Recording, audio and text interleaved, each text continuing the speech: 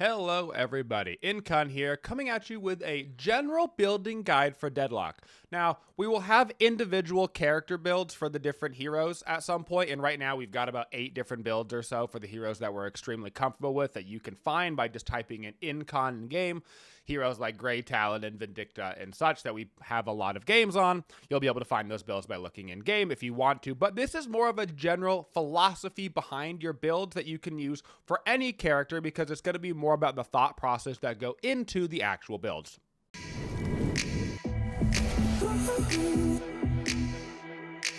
So with your building, right off the bat, you're going to be looking at 2 different things in the early game. And this is going to be dependent on whether you are pushing the lane or whether you are getting pushed in the lane.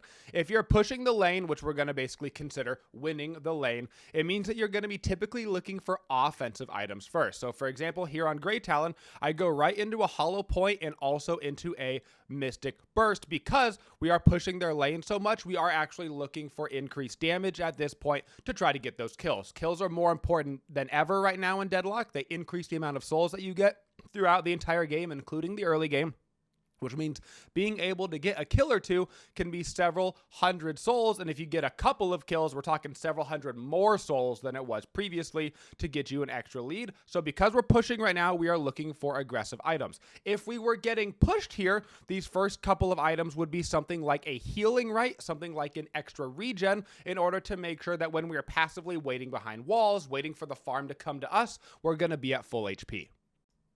Transitioning here just a little bit further into the game, you're going to be able to see we are a little bit ahead in this lane, right? I've got 5,000 souls compared to our lane opponent has 3.6 and 4.6. So in general, we are ahead in this lane. Because we are ahead, we're not going direct even. I don't have to match their items 1 for 1. So if we had the exact same amount of souls, I would be purchasing even more tier 1 items at this point in order to make sure that my power curve is a lot more linear with my lane opponent. But because I've got such a nice soul lead, upwards of 1,000 already here in 7 minutes, I can actually hold out on purchasing those items a little bit more. So you can see that in the early game, I've already got 2 tier 2 items. So when you're in the early game, if you're basically going even with your opponent, you want to try to match their exact power, because if you fall behind a little bit, that could result in you dying. But if you're already ahead from a strong early game, perhaps you're just a stronger early game character, you have a better matchup, that is a great opportunity to hold on to some of that early game souls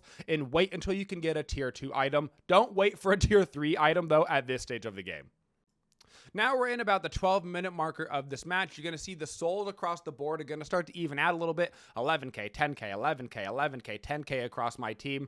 Since the last patch, farm across teams is a lot more even, and that's because now the souls continue to get split with the waves, so you can continue to split with 2 people, and in fact, you should be splitting waves with 2 people as much as you can in order to get the most farm possible. This is when you're going to start to get your core items online for that particular hero. For a lot of heroes, this is going to be those 3k items. So for Grey Talon, this is going to be a rapid recharge, allowing me to use my 1 back to back to back. It would be the same for a hero like Vindicta. But if you're somebody like an Infernus, this is when you want to get your toxic bullets online. So this is when you're looking for kind of those item or 2 that really makes and breaks the characters and that you kind of find yourself building in every single build, that premium 3k item.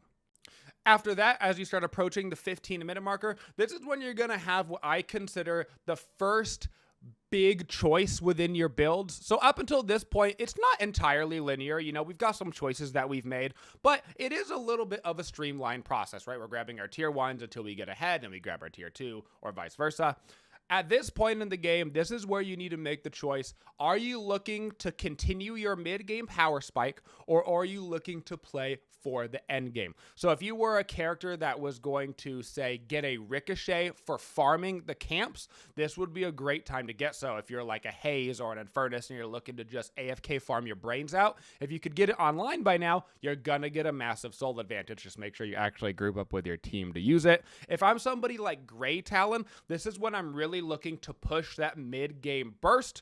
This is when you can really thrive and help push for your team to start making differences in earn battles and such to help get your team ahead as a whole. So this is when I start to look for things like upgrading my Mystic Burst, getting those kind of bunches of 3K items online. Instead of waiting for a 6K item, I like to grab more of a 2-3K items because Grey Talon really does thrive in that mid game.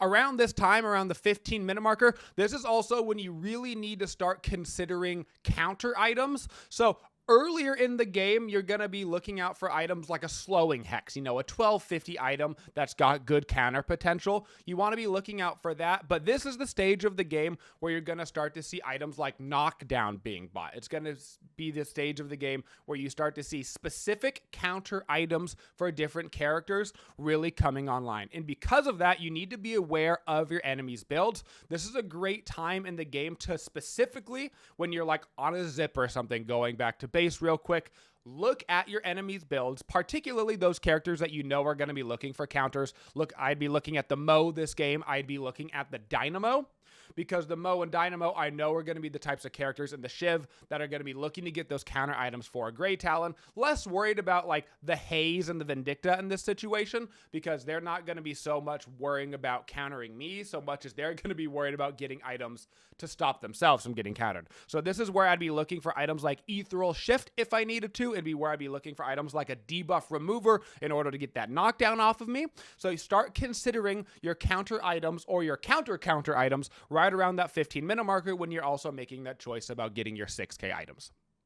Now, once you start getting past that 20-minute marker, this is where you're getting into the late game stages of Deadlock, especially after the last patch. The games are definitely a little bit more crunched in on the total time. I find that I have less games ending before 20 and less games ending after 40. It definitely crunched in it a little bit by evening out the farm across the board.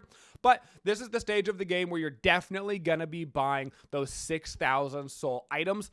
You're going to be running out of item slots a lot of times around this point, particularly if you haven't unlocked 2 or 3 at this point already of those bonus slots, those flex slots. So this is where you really need to start worrying about getting those 6K items online. Preferably, you've got some upgrades as well that you can do. So like for me, I already had Improved Spirit, which I could upgrade into a Boundless Spirit. Boundless Spirit is a crazy strong item. If I wouldn't have already had the Improved Spirit, it would have been a 9,000 soul item. It would have been out of my price range, but I had already prepared to be going into that. So after the 20-minute marker, that's where you're really looking to get those 6K items online. I hope this gave you guys just a general idea of what you're looking to do when you're building in Deadlock. Like I said, we're going to have hero-specific guides, hero-specific builds coming out on YouTube here pretty soon. But I do want to just get some general information out that kind of applies to everybody, just so you can start to know the thought process behind the decisions that you're making. Everybody can just copy a build, and that's nice for when you first start playing. But it really is good to know the reasons why you're looking to build those items. So hopefully this gave you a better idea, regardless of the hero that you prefer to play, just so you have some of the mindset behind the items that you're buying, and so your games can hopefully go better. Thank you guys for watching the video. Please subscribe if you haven't and you like the Deadlock content. And of course, come join us over on stream. We're streaming 6 days a week, 8 hours a day, Monday through Friday. We stream all of our ranked games on Sunday as well, starting at 1 p.m. Eastern. Thank you guys, and as always, have a Twitchin' day, y'all. Thank you for supporting the Twitchiest community. If you'd like to see more videos, make sure you subscribe to the channel and always hit that bell for notifications so you don't miss any of the upcoming videos. Thank you for all your support and have a Twitchin' day, y'all.